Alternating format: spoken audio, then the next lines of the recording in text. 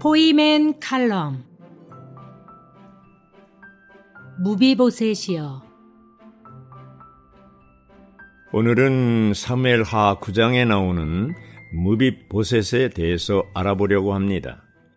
사무엘하 9장 1절부터 13절까지는 다윗이 요나단의 아들인 무비보셋에게 친절을 베푼 것에 대한 기록입니다.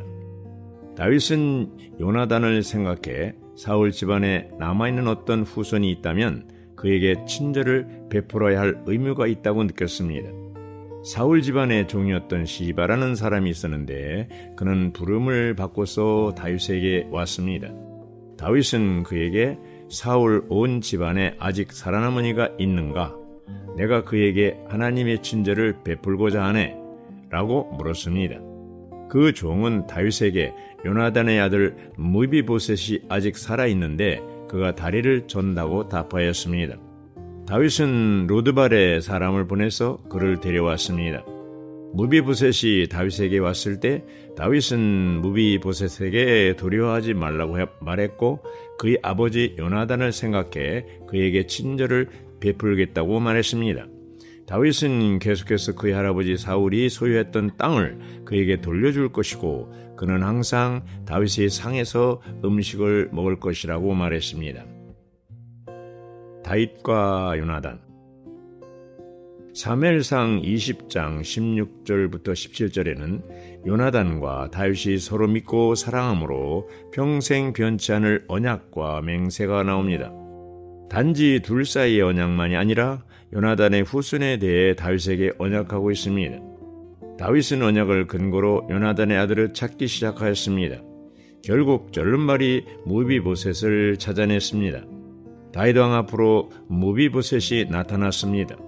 무비보셋은 다윗 왕 앞에서 이제 나는 죽었구나 라고 생각하며 덜덜 떨고 있었습니다.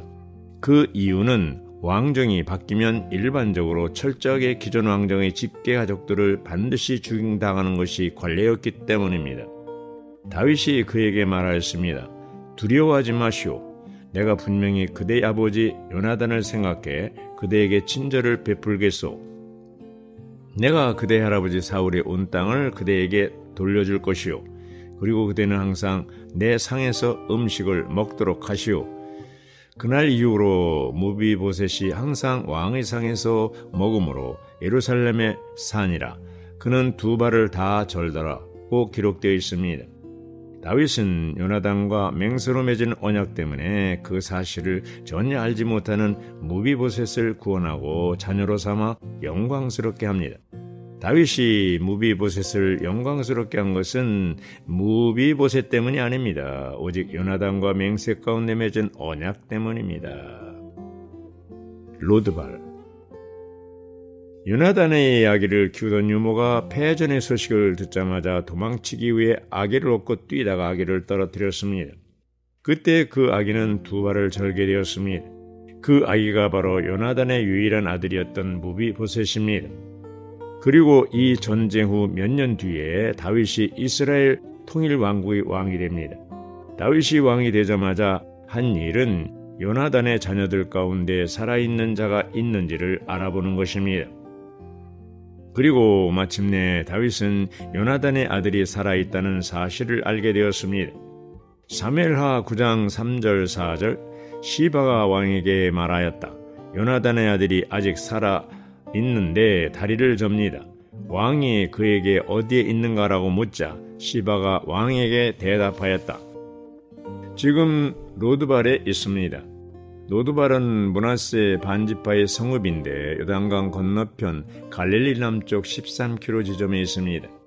로드발의 의미는 목장이 없는 곳, 곧 초장이 없는 투박한 땅을 의미합니다. 즉 풀밭이나 목초지가 없는 장소를 의미하는 히브리어 단어입니다. 오늘날 세상은 로드발과 같습니다. 세상은 영원히 사람의 배고픔을 채워줄 수 없고 사람의 목마름을 그치게 할 수 없습니다. 누구든지 하나님을 닮지 않으면 결코 만족을 얻을 수 없습니다. 다윗에게서 도망친 무비보셋이 풀밭이 없는 곳에 살고 있었듯이 하나님을 멀리 떠난 죄인들도 풀밭이 없는 곳에 살고 있는 것입니다. 무비보셋이요. 무비보셋은 다윗을 찾지 않았지만 다윗이 사람들을 보내어 무비보셋을 찾았습니다. 우리가 하나님을 찾은 것이 아니라 하나님께서 그분의 아들을 보내셔서 우리를 찾으시어 하나님 앞으로 인도하신 것입니다. 다윗은 모든 사람들 앞에서 명령합니다. 오늘부터 사울의 모든 개인 소유는 무비보셋의 소유이며 그리고 무비보셋은 나의 아들들과 함께 왕의 식탁에서 식사를 할 것이다. 이 선포는 최고의 영광을 부여하는 선포였습니다. 자신이 죽을 줄로만 알았던 무비보셋은 오히려 왕의 식탁에 함께 앉는 왕자가 된 것을 알게 되면서 감사와 감격의 눈물을 흘립니다. 무비보셋은 그의 할아버지가 다윗의 원수였으므로 감히 왕을 만나러 가지 못했습니다. 게다가 그는 두 다리를 절었으므로 그에게는 왕을 만나러 갈 능력이 없었습니다. 사울의 손자이며 요나단의 아들인 무비보셋이 다윗에게 와서 얼굴을 땅에 대고 엎드리며 경의를 표하였습니다. 9장 6절에서 다윗은 아주 다정하고 사랑스러운 목소리로 그를 보고 무비보셋이요 라고 불렀습니다. 이 호명은 매우 듣기 좋은 음악이었습니다. 다윗은 그대는 누구요 라고 말하지 않았습니다. 다윗이 무비보셋이요 라고 말할 때 그의 마음속에는 아주 강한 어떤 느낌이 있었습니다. 다윗의 말 속에는 뛰는 마음, 하나님의 인자를 표현하는 사랑스러운 마음이 담겨 있었습니다. 사실 무비보셋은 은혜를 받을 근거가 없었고 자격도 없었지만 은혜를 받았습니다. 그것은 아버지 요나단과 다윗 사이의 언약 때문이었습니다. 여기서 볼 때 하나님과 우리와의 관계에서도 동일한 사실이 적용됩니다. 우리에게 있어서 요나단은 바로 예수 그리스도이십니다. 영적으로 말해서 우리 모두는 무비보셋과 같습니다. 우리는 다리를 저는 무비보셋과 같습니다. 다윗이 무비보셋에게 베푼 친절은 하나님이 우리에게 베푼 친절을 나타냅니다. 바울은 에베소 2장 8절에서 우리가 그 은혜로 말미암아 믿음을 통하여 구원을 받았다고 했습니다. 이것은 우리에게서 난 것이 아니요 하나님의 선물이라고 했습니다. 그가 어디에 있는가? 사무엘하 9장 3절 왕이 물었다. 사울 온 집안에 아직 살아남은 이가 있는가? 내가 그에게 하나님의 친절을 베풀고자 하네. 사무엘하 9장 4절 왕이 그에게 그가 어디 있는가? 라고 묻자 시바가 왕에게 대답하였습니다. 지금 로드발에 있는 암미엘의 아들 마길이 집에 있습니다. 다윗이 그가 어디 있는가라고 물은 것은 창세기 3장 9절에서 하나님을 피해 숨어있는 아담에게 너 어디 있느냐고 묻는 것과 같습니다. 이 질문은 심판하기 위해서가 아니라 기쁜 소식을 전하기 위한 것입니다. 창세기 3장 9절이 각조에 보면 이렇게 설명하고 있습니다. 아담이 타락한 직후 아담과 하와는 자신의 범죄의 결과가 죽음이라는 것을 알았다. 그러므로 그들은 여호와 하나님의 임재를 피하여 숨어서 사형 선고를 기다리고 있었다. 그러나 하나님은 그들에게 사형 선고를 내리시기 위해서가 아니라 복음을 전파하시어 그들을 타락에서 구원하시기 위해서 찾아오셨다. 하나님께서 전파하신 복음의 첫 마디는 너 어디 있느냐 였습니다. 이 말은 벌주기 위해 하신 말씀이 아니라 기쁜 소식을 전하기 위해 하신 말씀이었습니다. 두려워하지 마시오. 다윗은 왕이 되어 요나단과의 언약을 지키려 사울의 집에 남은 자가 있는지 찾았습니다. 무비보셋은 유모로부터 불신의 소리를 많이 들었을 것입니다. 그래서 다윗의 사람들이 그를 찾았을 때 그는 매우 두려워했던 것입니다. 그것은 아버지 요나단과 다윗의 언약을 몰랐기 때문입니다. 다윗은 하나님의 마음을 증명하기 위하여 무비보셋에게 이렇게 말했습니다. 두려워하지 마시오. 내가 분명히 그대의 아버지 요나단을 생각해 그대에게 친절을 베풀겠소. 내가 그대의 할아버지 사울의 온 땅을 그대에게 돌려줄 것이오. 그리고 그대는 항상 내 상에서 음식을 먹도록 하시오. 하나님께서 우리를 사랑하신다는 것을 깨닫는다면 우리의 인생에 큰 변화가 있을 것입니다. 내 자신도 하나님의 사랑을 깨닫게 된 후부터 인생이 바뀌었습니다. 사람을 용서할 수 있었고 귀하게 여기게 되었습니다. 다윗은 무비보셋을 알지 못했습니다. 다윗은 무비보셋의 아버지 요나단을 알았을 뿐입니다. 다윗은 요나단을 생각해서 무비보셋에게 은혜를 베풀었습니다. 무비보셋이 선한 행실을 많이 해서 다윗이 호의를 베푼 것이 아닙니다.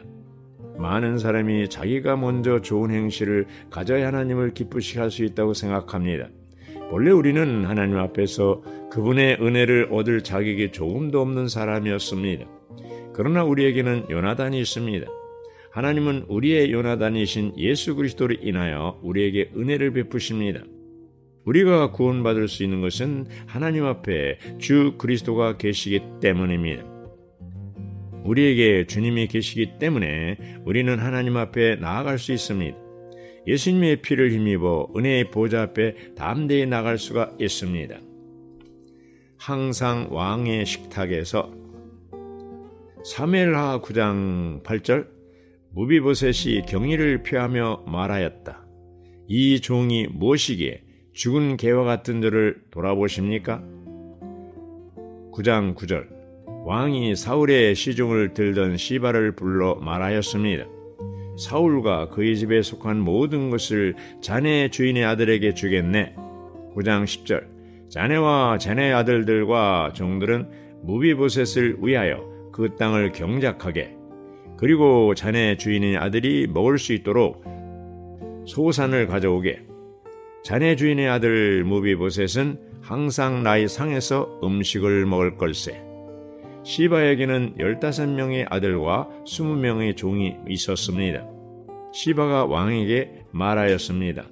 저희 주군이신 왕께서 이 종에게 명령하신 모든 말씀대로 이 종이 하겠습니다. 그러자 다윗이 말하였습니다.